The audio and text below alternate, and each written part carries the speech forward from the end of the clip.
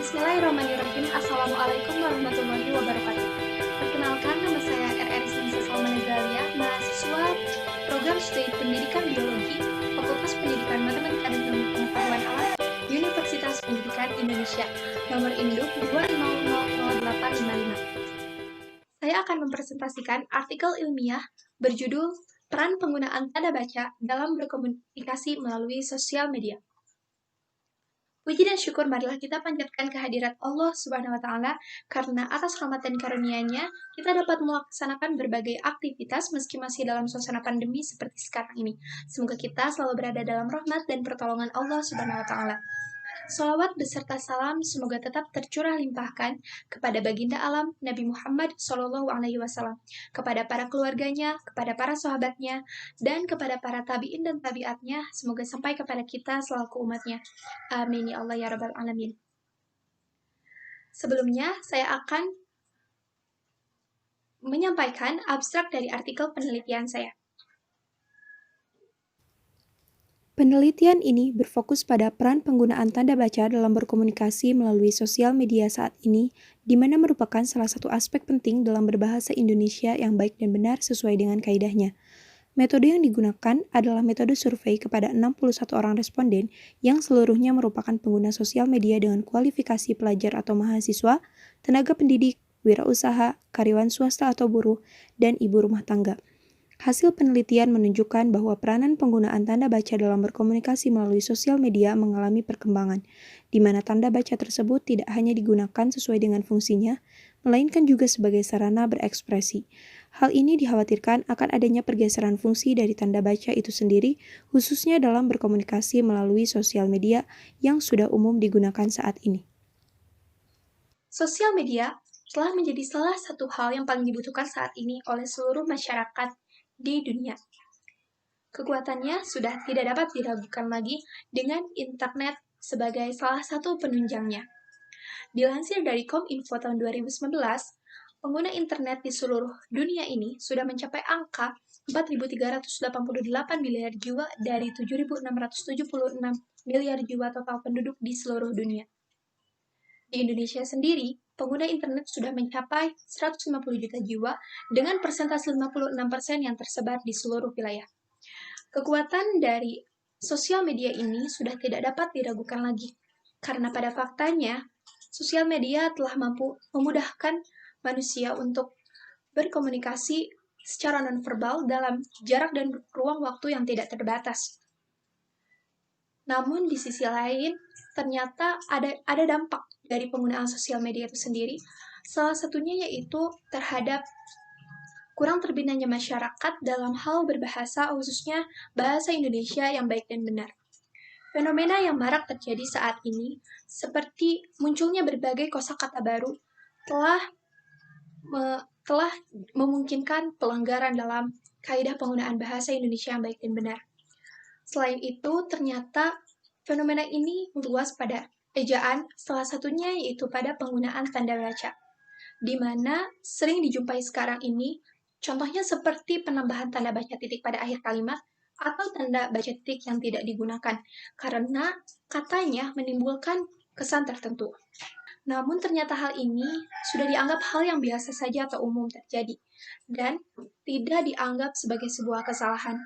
Tetapi ini dikhawatirkan akan mengganggu terhadap pemahaman dari kaidah penggunaan bahasa Indonesia yang baik dan benar itu sendiri, yang suatu waktu mungkin akan dipergunakan oleh masyarakat, khususnya dalam situasi-situasi formal seperti pembuatan surat, pembuatan iklan, berita, dan sebagainya.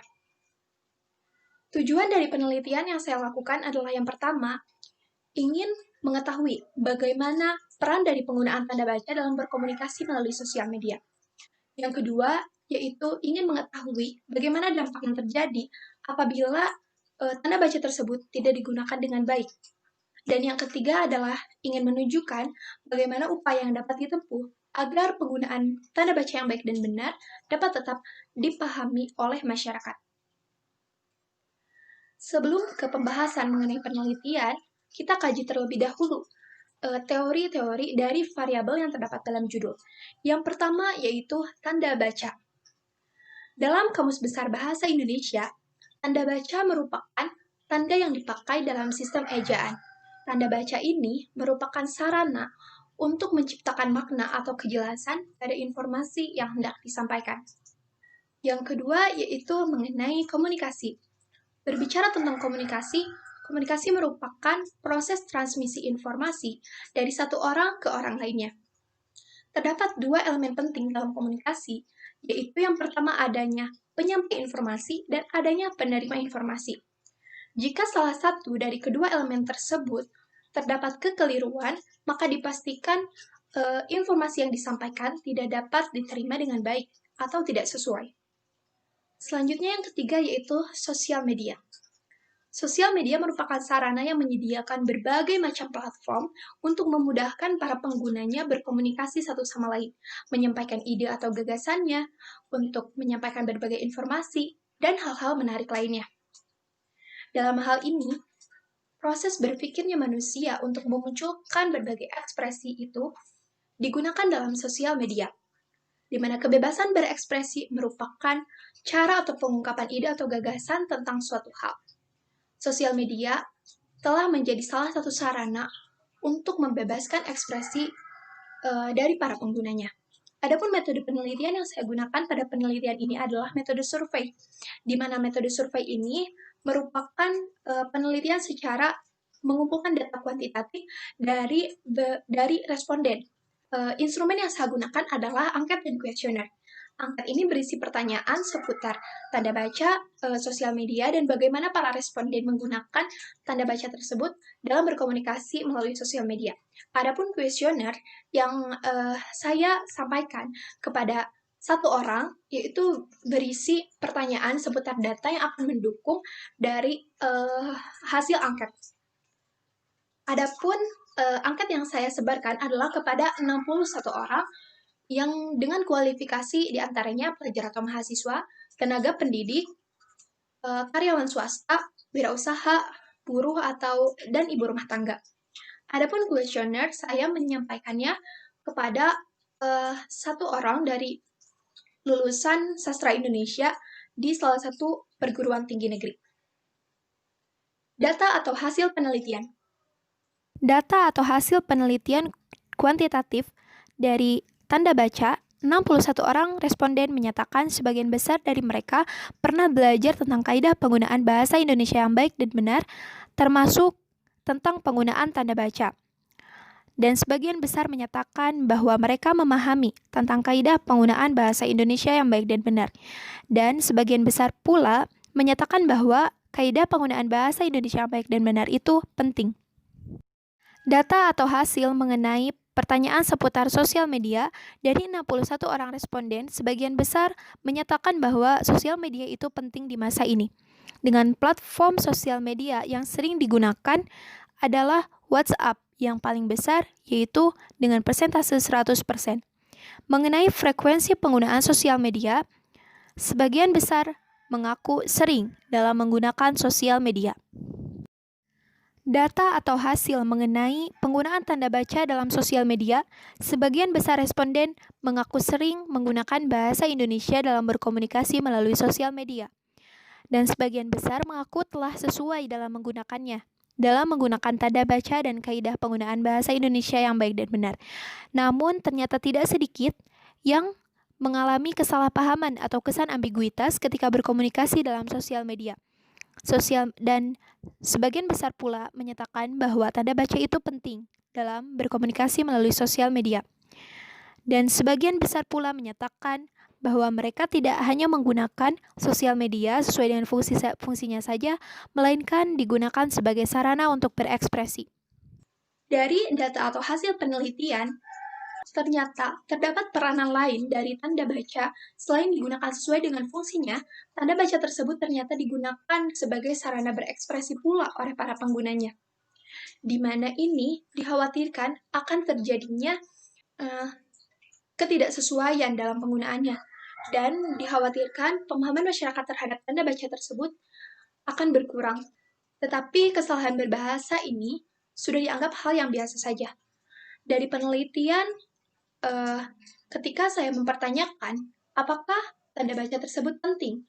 Dan sebagian besar responden menyatakan bahwa tanda baca itu penting, terlebih lagi dalam sosial media.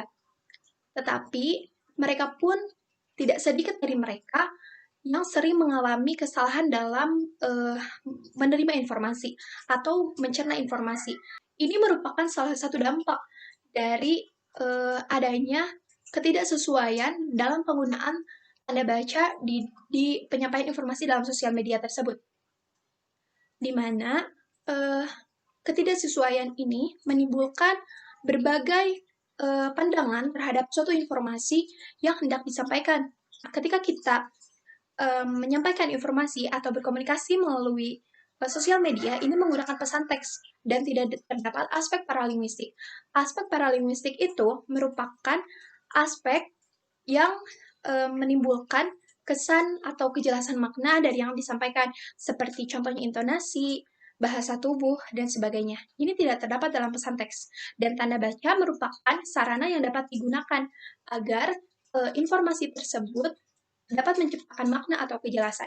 Jika tanda baca tidak dipergunakan sesuai dengan fungsinya, maka maknanya pun akan berbeda, karena pada umumnya yang diketahui, makna-makna dari tanda baca tersebut yang sesuai dengan fungsinya masing-masing. Seperti tanda baca titik, umumnya masyarakat mengetahui digunakan untuk mengakhiri kalimat. Namun, sebagian besar masyarakat sekarang ini menggunakannya sebagai sarana berekspresi, di mana ini tidak umum diketahui.